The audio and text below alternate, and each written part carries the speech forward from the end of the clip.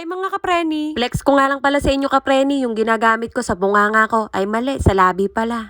Magandang gamitin to kapreni, kasing ganda ko.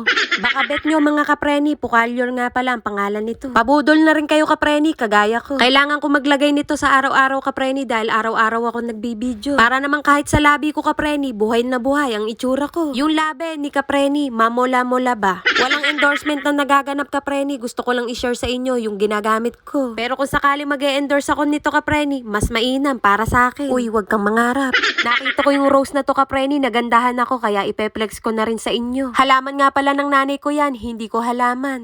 Siya kasi nagtatanim niyan, hindi ako.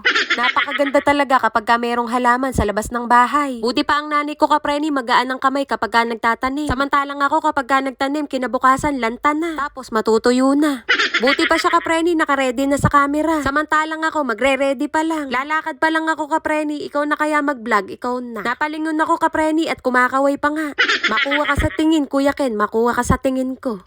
Ay buti na lang si Ruwi, panood-nood na lang ng TV. Mapapasana all ka na lang talaga, uy. Hindi pa talaga ako ready mag-vlog, yung anak ko ang ready na mag-vlog.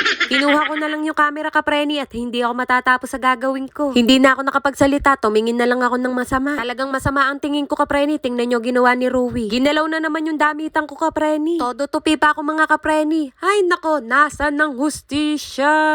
Mas mainam pa yata sa karton ko na lang ilagay yung mga damit ko kapreni. At yung mga damitan dito, hindi nalalagyan ng damit. Napakabilis talaga ng kamay ni Ruwi mga kapreni, nakuha kagad yung cellphone. Lumapit sa akin kapreni, ang gagawin nito, guguluhin na naman yung mga damit na inayos ko. Ganito style niyang kapreni, lalapit kunyari sa akin pero kukuhanin na yung mga damit. Kabisado ko na kapreni, syempre anak ko to. Nakakapagod magtupi ng damit kapreni tapos guguluhin lang. Bukod sa TV mga kapreni, dito siya nalilibang sa mga paggugulo ng mga damit ko. Madalas kapreni, nanonood ng TV, diretso punta dito sa damitan ko at guguluhin lang. Sa Kuya Kenya mga kapreni, hindi ko to naranasan. Kasi nga wala kaming damitan kapreni kung hindi karton lang. Hanggang ngayon mga kapreni, karton pa din ang pinaglalagyan namin. O diba, buhat ko lang si Ruwi kung saan na napunta yung usapan.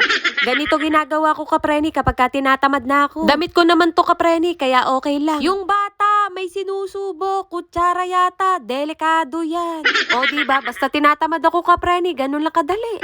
Yung mga nakakalat dito, aayusin ko na din. Araw-araw din to ginagalaw ni Ruwi, yung mga nakalagay dito. Mga laruan lang naman niya at daddy niya ang nakalagay dito. Hindi na ako naglalagay ng gatas at diaper at baka lalong gumulo. Nasira na yung laruan ni Ruichi mga kapreni at nangihinayang naman akong itapon kaya gagawan ko na lang ng paraan. Ginawa ko na to kapreni, tape ang nilagay ko pero nasira pa rin. Nakakita ako ng tali kapreni, yung nakalagay sa short ba. Ito ang ginamit ko baka sakaling hindi na matatanggal. Bakit kasi hindi na lang bumili ulit ng bago? Ayoko pa nga bumili ng bago mga kapreni, bakit ba?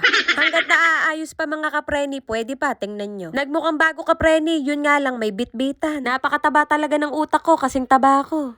Ayun si Ruichi mga kapreni, bumalik na naman siya. Bakit naman kasi bili ng laruan ng anak tapos magrereklamo? Bakit nga ba mga kapreni? Bakit? Tanong ko, sagot nyo kapreni. May isang video na naman ang walang kakwenta-kwenta ang pinanood nyo. Maraming salamat sa mga nanood. Bye mga kapreni!